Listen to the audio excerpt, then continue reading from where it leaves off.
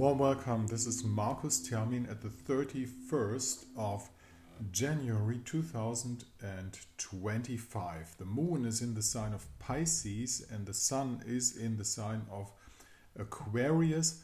We haven't seen the first sharp crescent moon coming up yet, because this is the exact point of when are we going to start things, because new moon is a starting energy.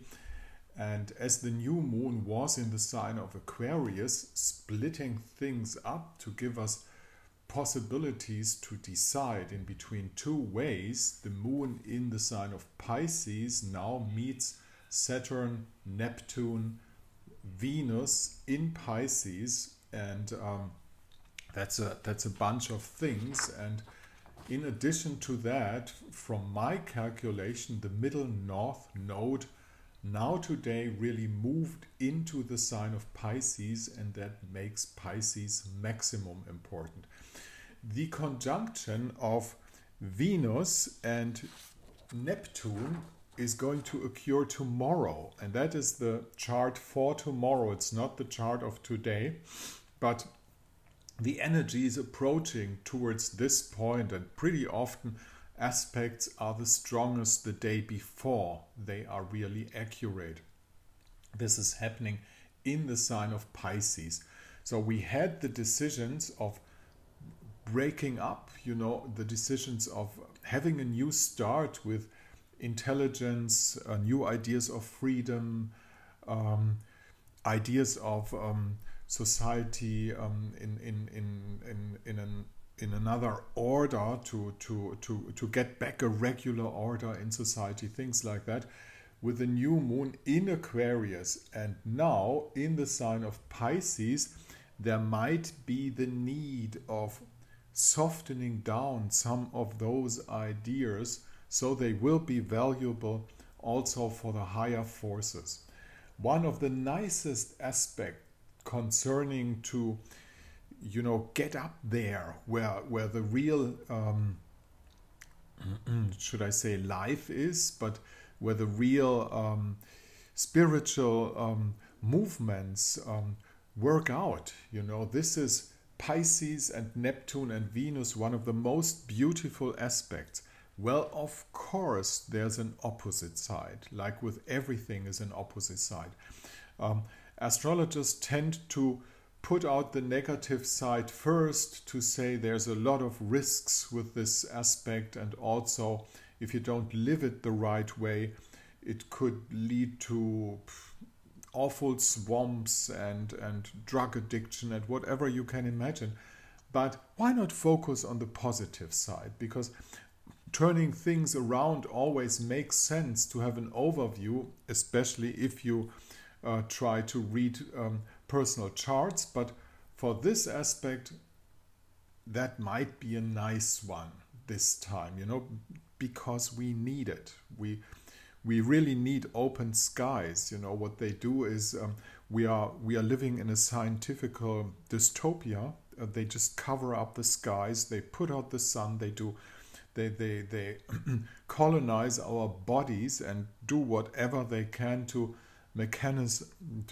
put mechanical manipulations wherever they can. We are really, in this sense, we are really under attack. And so that means a Piscean aspect for good might just be this thing what we need now. But be careful. At the same time, we have Mars retrograde in the sign of Cancer, which is nice, a nice angle to Pisces, but Mars in Cancer makes a square position to Chiron in the sign of Aries. And Mars in Cancer turned out to be a real difficult one, because a weak Mars is a Mars sometimes difficult to handle. Mars in Cancer is weak, and as he's retrograde, he's even weaker. Now, those of you who are following German politics might even have realized that the Cancer-born ex-chancellor of the Republic, Mrs. Merkel, gave out a statement to actual politics again. Mars retrograde in her sun sign. She lifts up her voice again. In my view, she should shut up. Just shut up. But she doesn't. That's Mars retrograde in Cancer, one of the actual signs that are actually happening. So this is the message. There's one really, really positive thing. Venus approaching Neptune at 28 degree of Pisces. It's not the last degree. It's still full in Pisces. It's good for beauty. It's good for harmony. It's good for music. It's good for opening spiritual ways to get up there, as I was saying. But then there is a second aspect, which is the square aspect in between Mars in the sign of Cancer and Chiron in Aries, which says take care, especially when this hits your third house or something like that. To find out about that, how this really works out in your chart, will bring us to the need of having a look at your personal chart to know at what house does this meet your own chart. And we can find out with an astrological consultation. Just use this mail address up here, mine, the DE at the end. Send me your dates and you'll get a chart back for free, which is only the graphics. For the interpretation, we can do a consultation over Zoom. I will be happy if you get in contact with me. Thank you very much for listening. This is Markus Termin, Astrologisches Stundenbuch at the 31st of January 2025.